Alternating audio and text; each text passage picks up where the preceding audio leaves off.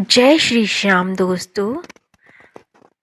आज मैं आपको एक ऐसी सच्ची और अद्भुत कहानी सुनाऊंगी जो साबित करती है कि जब भक्त पूरी श्रद्धा से पुकारता है तो खाटू श्याम बाबा खुद उसके घर तक चले आते हैं।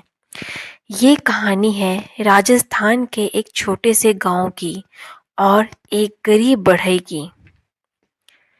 गांव में भीखाराम नाम का एक बढ़ई रहता था।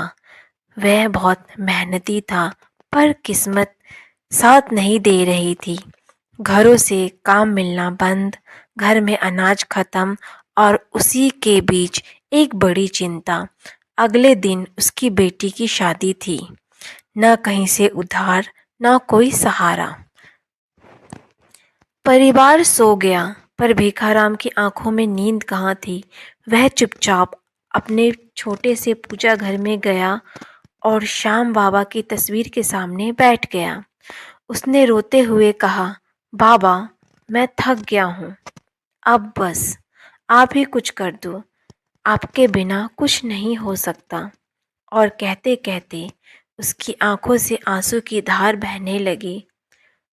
उस पल की पुकार इतनी सच्ची थी कि मानो आसमान भी सुन रहा था। रात के करीब 12 बजे गांव के सूने रास्ते पर एक घोड़े की टापें सुनाई देने लगी। ठक ठक ठक, धीरे धीरे आवाज पास आती गई। भीखाराम घबराया पर बाहर आया। उसने देखा उसके दरवाजे पर एक दिव्य रूप वाला युवक खड़ा है। चेहरा तेज से भरा, आंखों में अजीब सी करुणा। भैया, मैंने सुना है आप बहुत अच्छे कारीगर हो। मेरी दुकान पर कुछ जरूरी काम है, चलोगे? भीखाराम ने बिना सोचे हाँ कर दी। युवक उसे गांव से बाहर एक सुंदर सी दुकान पर ले गया। अंदर सब कुछ जगमगा रहा था। भीखाराम हैरान था। इतनी रात को दुकान? और ये दुकान है किसकी?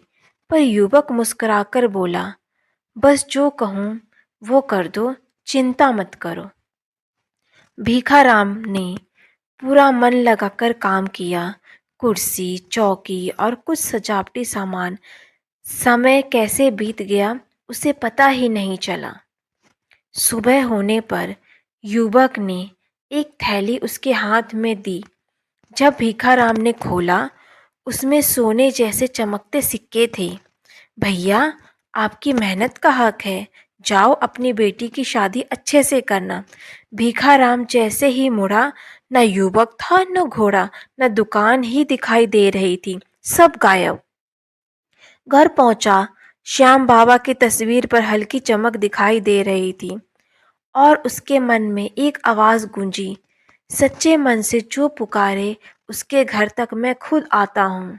भीखाराम समझ गया, रात को आया वो युवक और कोई नहीं, हमारे खाटू श्याम बाबा ही थे। जय श्री श्याम। अगर आप भी सच्चे मन से बाबा को याद करते हैं तो यकीन मानिए, बाबा कभी आपका साथ नहीं छोड़ते हैं। जय श्री श्याम, जय श्री श्याम, जय श्री श्याम। दोस्तों, अगर आपको मेरी ये स्टोरी अच्छी लगी तो प्लीज़ मेरे चैनल को लाइक, सब्सक्राइब और कमेंट करें। धन्यवाद।